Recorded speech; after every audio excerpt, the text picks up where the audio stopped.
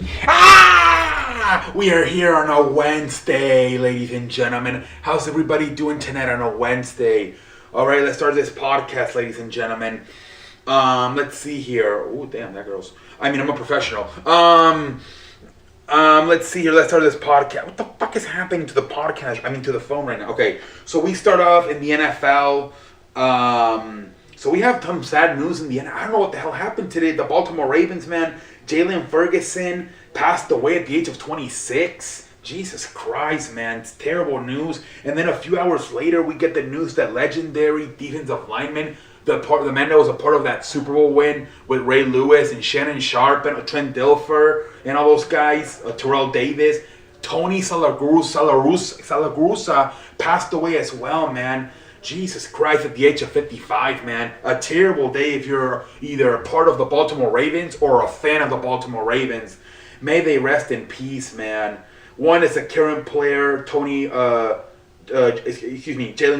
Ferguson is a current player. Obviously, Tony Salagrusa, a former player, was also, I believe, from 2003, 2015 with Fox. But may they rest in peace, man. What a terrible day for the NFL and the Baltimore Ravens and all their fans, man. Jesus Christ, man. Oh, man. A lot of shit going on with the fucking Dan Snyder. I don't know. I think Roger Goodell's kind of washing his hands with this thing. They asked him if he plans to remove him from ownership of the Washington Commanders.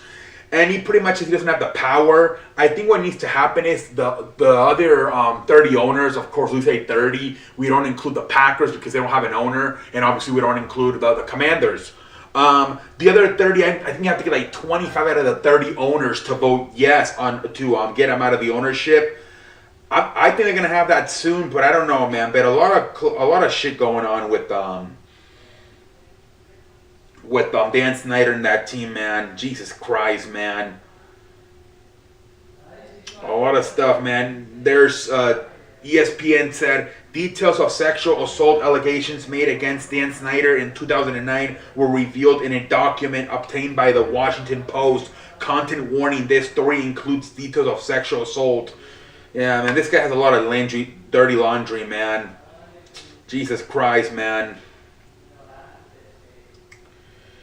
NFL Commissioner Roger Goodell will read prepared remarks today before the House Oversight and Reforms Committee, which is probing the Washington Commanders' workplace culture. Goodell then will answer questions during what is expected to be a continuous session. And that's when they asked him about removing him. He said, I don't have the power. It's up to the owners voting him out. But yeah, I mean, that's pretty much the story in the NFL right now with the two guys passing away from the Baltimore Ravens. And the whole thing with the Washington Commanders owner, Dan Snyder, possibly being removed. Let's see here. The NBA getting ready for their draft tomorrow. Everybody doing their mock draft. We did get a trade today. Jeremy Grant was traded to the Portland Trailblazers. So we did get a trade today. Detroit has traded Jeremy Grant to the Portland Trailblazers, so 2025 first-round pick via Milwaukee. Sources tell ESPN the 2025 first-round pick via Milwaukee is protected. Number 1 through 4 sources said Detroit sends Grant into a $21 million trade exception, and Pistons now have $43 million in salary cap space for free agency. Where the Pistons are going to be one of the teams that could possibly make a bid for Phoenix Suns center DeAndre Ayton. It is being reported that they're interested in DeAndre Ayton. Detroit swaps 2022 second-round picks, gaining 36 for 46 with Portland too. Denver gets a 2025 second-round pick back from Portland, and Portland sends the most favorable 2026 second-round pick between Portland and New Orleans to Detroit. Detroit gets back 2025 second-round pick, Portland, all those draft picks. But yeah, they're set to clear the salary because they want to offer DeAndre Ayton a contract, a max contract this summer. We'll see how that goes. Milwaukee Bucks guard Pat Covington is exercising his $5 million option to return in 2023. So Pat Covington back with the Milwaukee Bucks. And this is an interesting story here. Michael Rubin is selling his 10% ownership stake in the Philadelphia 76ers and New Jersey Devils. Very interesting. In here it says it apparently something with the bettings. Fanatics CEO Michael Rubin, a prominent majority owner of the Philadelphia Sixers, is selling his stake in the Harris Bitzler Sports Entertainment Company that owns the Sixers and New Jersey Devils. Rubin, who sources say holds a 10% equally in HBSE, is divesting his 11-year stake in the NBA NHL franchises because of looming conflicts in the expansion of his Fanatics business into sports betting and individual player partnership. So remember, they won them out because of the fucking bettings. He's part of that shit, so they don't want an owner who's part of the bettings. Remember, it's very funny because remember last year he was rumored to potentially buy the Las Vegas Raiders, and now he has to sell just a 10% he owns from the Philadelphia Sixers. He was forced to sell because he's part of the sports betting business. So the NBA and the NHL did not like that. So Michael Rubin out of the 10% of the Philadelphia Sixers is sold, and he's probably not going to be able to buy in. So this guy's a lot of money. Like I said, he's the founder of Fanatics. You know, the cards, the sports cards, but the collectible sports cards. But yeah, he's probably not going to be able to own a team. He can forget about owning like 100% of team in the future probably. Yeah, that's going to be a problem. MLB. Let's see here. MLB's kind of hard because it's actually the season.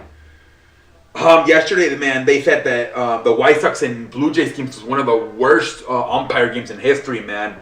The Blue Jays White Sox game was the worst umpire game all year. Today, the Blue Jays hitting coach brought out the lineup card and got ejected before the game. Yeah, he brought out the lineup card and he fucking was pissed at the umpire who was doing home plate last night and chewed him out, and he fucking got ejected out of the game before the fucking first pitch. The fucking Blue Jays hitting coach. Yeah, he was fucking pissed. He was fucking pissed off. This is a very interesting one.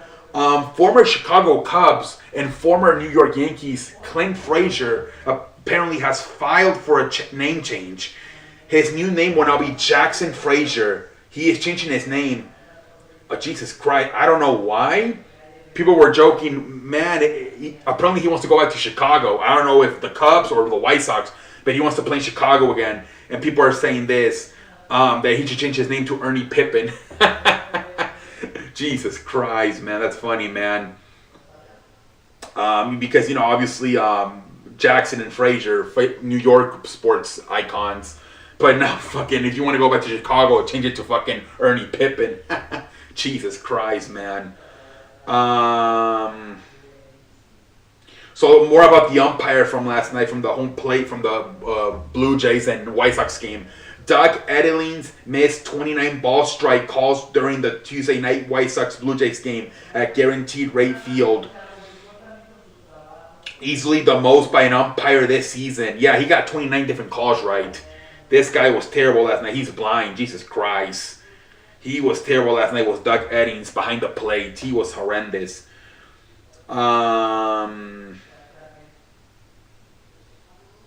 Let's see here. More news. I think that's it. I think that's it with baseball. Let's get into the wrestling now, ladies and gentlemen. Let's get into the wrestling news, and we'll call it a night here tonight on the C show, man. Let's see here. Gotta open more articles. I beg you pardon. So yeah, let's see here. So people, you know, they don't want to give it. WWE employees do not want to give a lot of opinion on the Vince McMahon situation because they don't know who's going to get removed, right? Last week, obviously, Vince McMahon losing his spot as chairman of the board for now, and this week on Monday, John Laurinaitis is losing his spot as vice president of talent relations. So they don't even know who to who to talk bad about, who to talk good about, because they don't know how many people are going to get fired, how many people are going to get promoted. So a lot of wrestlers rather keep their opinions to themselves about this whole situation. An ex-writer with WWE said it's a clusterfuck working over there. he said that they were working on a podcast for the New Day, and they were trying to figure out the name of it, and they said, well, the New Day loves to video game, right? Remember, Xavier Woods has a YouTube channel, Up, Up, Down, Down, where they play video games. A bunch of wrestlers do, and he's like, how about we do something with Twitch and Fortnite, and they wanted to call them something like with damn Twitchy Boys or some shit like that, and it was ridiculous, man. The writer said that it's a clusterfuck working for WWE, man. He said the podcast never happened. They never liked the fucking name. It was a clusterfuck, man. And he said it's a bunch of comedies, dumbass shit. That's what the ex-WWE writer said. So pretty much Vince McMahon said, so last week he was getting, also came out that he was getting sued by Oliver Locke, the former commissioner of the XFL, for $23 million because remember the XFL went to the shithole with the pandemic. So he's like, you didn't pay me my $23 million that you were supposed to. And so they tried to reach a settlement, only lasted 9 minutes. And then they fucking argued and left. But apparently this week, and I don't know when exactly, they reached a settlement. The lawsuit by Oliver Locke has been dropped. And he is no longer suing Vince McMahon. They're saying that Vince McMahon obviously doesn't want now this, right? All this negativity coming. So he settled the lawsuit. Who knows how much money he paid him? The $23 million. Who knows? But apparently the lawsuit has been settled, and that's no longer a problem for Vince McMahon. The Oliver Locke XFL lawsuit. All right, so that's a step going in the right direction for Vince McMahon. They're saying Sasha Banks is still part of WWE. The lawyers are working on releasing her. They're saying that, for now she's still part of the WWE. I'm getting tired of this shit. One day she's not, one day she is part of the WWE. Jesus Christ. Just fucking stop talking about it. But her contract's supposed to expire soon, so maybe we'll see what the hell happens. But as of right now, she's still part of the WWE. And then more news. Let's see here.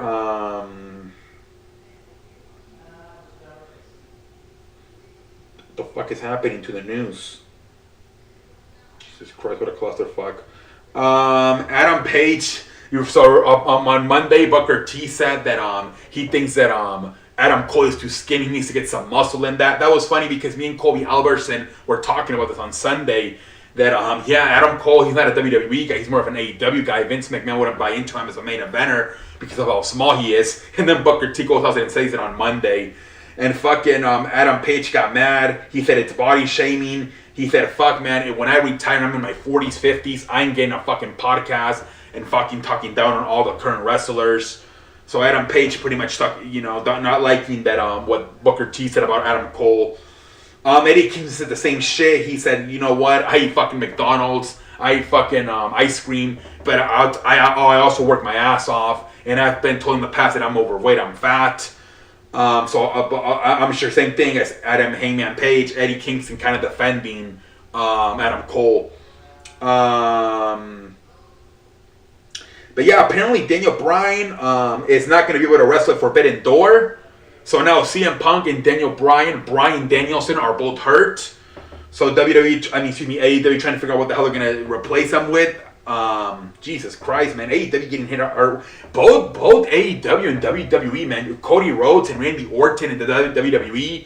And you got CM Punk and Bryan Danielson in the AEW. And then MJF he doesn't want to show up. A bunch of wrestlers are hurt right now, and I think isn't Zack Ryder, aka Matt Cardona, also hurt from the he's like the number one guy in the indies right now. He's also hurt. Jesus Christ, the summer is gonna. Jesus Christ, man. But I think that's about it, ladies and gentlemen. For all the news, ladies and gentlemen, that's about it. And until next time, all I want to say is thank you for watching. Have a good night, everybody.